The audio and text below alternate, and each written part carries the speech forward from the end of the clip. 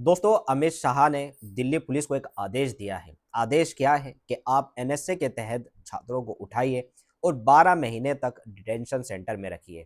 ये बात सामने आई है। असदुद्दीन ओवैसी साहब इसकी जानकारी दे रहे हैं। छात्रों को किस तरह से छात्रों के आंदोलन को दबाया जा रहा है, किस तरह से छात्रों के खिलाफ साजिश की जा रही है, ये चीज़ें क्लियर करी है ओवैसी साहब ने। ओवैसी साहब एक पढ़े लिखे नेता हैं, आप भी जानते हैं। तो ओवैसी साहब ने ये जानकारी सदन के बाहर दी है जब पत्रकारों ने उनसे पूछा छात्रों के बारे में। तो ओवैसी साहब ने बताया कि किस तरह से सरकार की मंशा है और क्या सरकार चाहती है छात्रों के साथ, क्या करना चाहती है। ये सारी चीज़ें क्लियर हैं और ये चीज़ें दिख रही हैं कि किस तरह से अमित शाह यानी होम मिनिस्टर साहब ये आदेश दे रहे हैं दिल्ली की पुलिस को।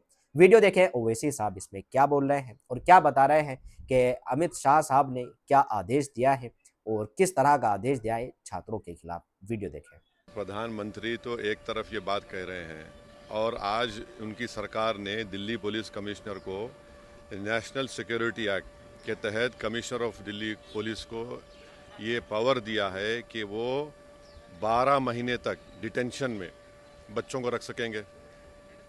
अब आप ये बताइए, जंतर मंतर जो प्रोटेस्ट हो रहा है वो नेशनल सिक्योरिटी का थ्रेट है क्या? बताइए।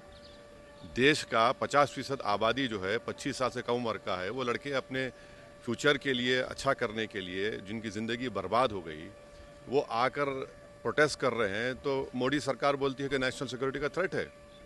आप एनएसए लगाना चाह रहे हैं उनके पर, 1980 का एक्ट जो है, माने 12 महीने उनको दिल्ली पुलिस उनको बगैर अरेस्ट बताए डिटेंशन में रखेगी।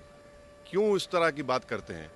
एक तरफ तो कुचलने की कोशिश कर रहे हैं आप, और ये जो स्पेशल कोर्ट्स बोल रहे हैं, कई का स्पेशल कोर्ट्स क्या है? ये कुछ नहीं है, सब मजाक है ये। 2000 कब ये हुआ था, यूजीसी नीट एग्ज़ाम हुआ था, एनईटी, उसमें तो सीबीआई ने क्लोजर रिपोर्ट डाल दिया कि उसमें लीक ही नहीं हुआ।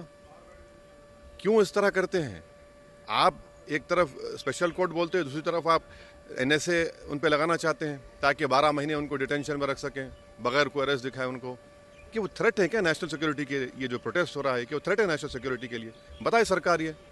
अगर वो नौजवान युवा लड़ रहे हैं, थ्रेट है तो बता दीजिए नेशनल सिक्योरिटी का। ये तो गलत है बहुत। आप इस तरह अगर उनको इस प्रोटेस्ट को क्वेल करेंगे या दबाएंगे, वो दबने वाला नहीं है। आप कंप्लीटली मिसमैनेज कर रहे हैं इसको। इसकी जिम्मेदारी सरकार पर है।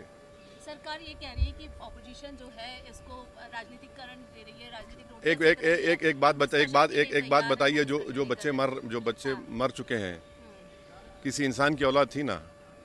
ये बिल्डिंग क्यों बनाई गई है? यहाँ पर आकर हम लोग थाली मारें, उनकी तकलीफ को बयान ना करें और हम सिर्फ रबर स्टैम्प की तरह बैठे रहें? अगर उन बच्चों को जो मर चुके हैं, आप अंदाज़ा भी नहीं कर सकते जिनका नुकसान हुआ है। चलिए आप एमपीज़ को बोलिए एग्ज़ाम लिखो, एक एग्ज़ाम लिखो फिर दूसरा एग्ज़ाम लिखो। क्या कर रहे हैं आप? समझ नहीं रहे हैं आप। उन नौजवानों को आप समझ ही नहीं रहे हैं। आप ये समझ रहे हैं कि उनको दबा देंगे। आप नहीं दबा सकते उनको। आप जो दबाने की कोशिश कर रहे हैं वो और ताकतवर होंगे, उनकी ज़िद और बढ़ेगी। आप तो बातचीत ही नहीं करना चाहते। आप तो बोल रहे हैं कि माई वे और द हाईवे। तो गलत है ये।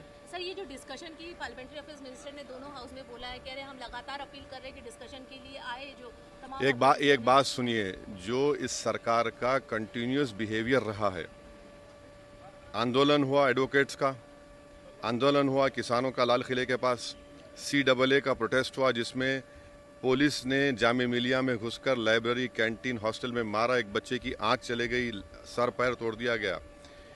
आप इसी तरह से अगर इस मेथड को अडॉप्ट करेंगे, आपको कुछ हासिल नहीं होगा।